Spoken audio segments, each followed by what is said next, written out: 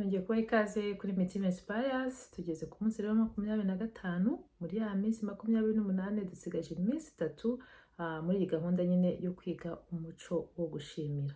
Reka nanjye mbanze nshimire abantu mwese mumaze gukora subscribe kuri iyi YouTube channel yanjye ari nayo yanyu. Murabona ko tugeze ku 100, mukomeze muze muri benshi rwose, abamaze kubikora ndabashimira cyane mbikuye ku mutima. Imana ikomeze bampere umugisha. Nawe niba ari ubwa mbere ugeze hano ntugende udakoze subscribe. Dukomeze rero kuri uyu munsi wacu wa 25, aho noneho turarikirwa kohereza ubutumwa bwiza ku Mana, nko kohereza ubutumwa bwiza ku Mana nyine kugira ngo tubashe guhabwa ibyo twifuza. Ubwo butumwa nyine nubwo ibyo twifuza. Ubu twabonye ko uko utekereje ibintu cyane, uko ibyo wifuza nyine mu mutima wawe bihora mu bwonko bwawe ni nka rukuruzi, ni nkaho ubukurura.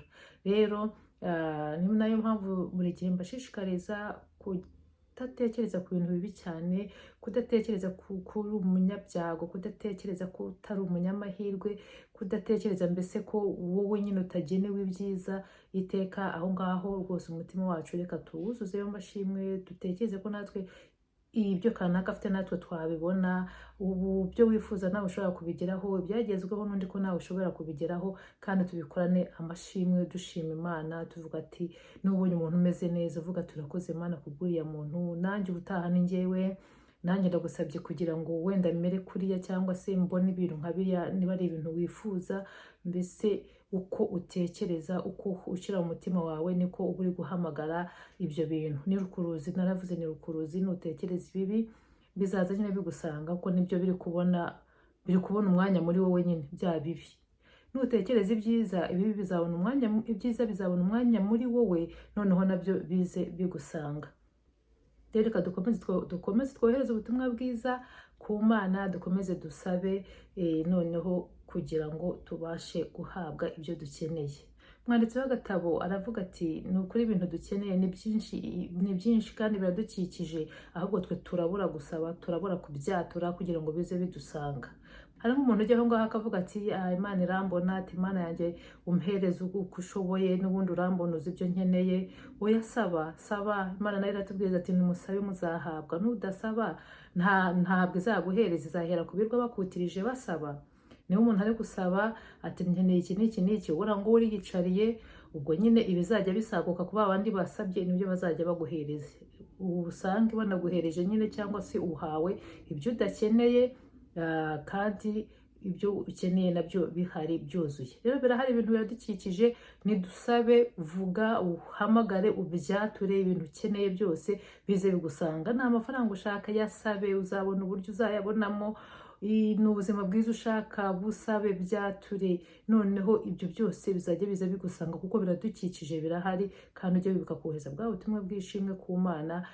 Turakoze. Niba ubonye umuntu umeze neza, wenda ufite nka taye wifuza, niba ushaka kugabanya ibiro cyangwa se kubyongera, niba umubonye ukavuga ati cyari cyampa nkamera nk'uriya, bisabe, uhita unabishimira kandi ubikurure nk'aho byakabaye. ubundi ibindi ubiharire Imana yari yaranje kugira ngo itugezeho ibyo dukeneye n'ibyo tuyisaba. Ikibazo ni ukudasaba, ikibazo ni uguceceka, nugategereza ko uzahabwa. Nutegereza ko uzahabwa, hari abazi gupfukama, hari abazi gusaba, hari abazi gukurura ibyiza.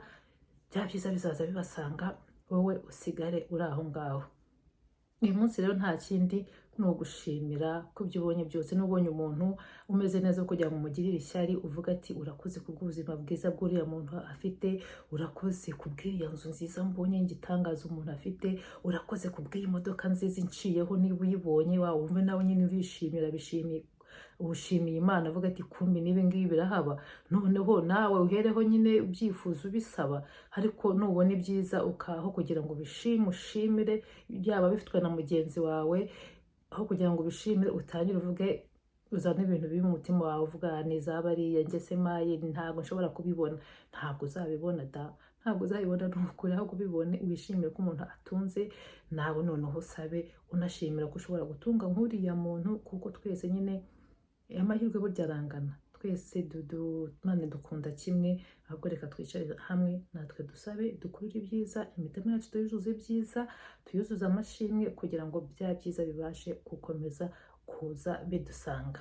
rero iyi video reka nyirangiriza ahangaha gusa icyo nabibutsaga ni gukurura ibyiza, kwiyumvamo ibyiza, guhora dutekereza ibyiza ukeneye, bisabe, ubyature, wikwicara ngo utegereze ngo bizaza bigusanga. Ntabwo bizaza bigusanga ngo bikwiture mu kiganza, ahubwo bisabe kuko biri imbere yawe, numara kubisaba bizaza bikwitura mu kiganza. Reka mbahe urugero wenda nk'ababyeyi, tuvuge abana bari mu rugo, wenda bari gukina, umwe wenda ageze icyakaje yirukanka asabye mama we ati ndashaka ji yo kunywa, niba ji zihari umubyeyi atayafata ji ahereza umwana kuko zirahari. Wa wundi utaje kuyisaba umubyeyi arikomereza kuri uturimo twe, aravuga ati buriya we ntayikeneye, ntabwo azavuga ngo ese we nta ji ukeneye. Ashobora kubivuga, ashobora no kutabivuga, naho atabivuze wa wundi azakomeza nyine akine, ariko wa wundi waje asanga umubyeyi akamusaba akaji ko kunywa azahita akamuhereza. Dufate urwo rugero rero, natwe uwo dusaba afite byose, ahubwo twirukanke dusabe, dukomeze tumwegere, tumwohereze ubutumwa bw'ibyo dukeneye, ni ukuri tuzahabwa.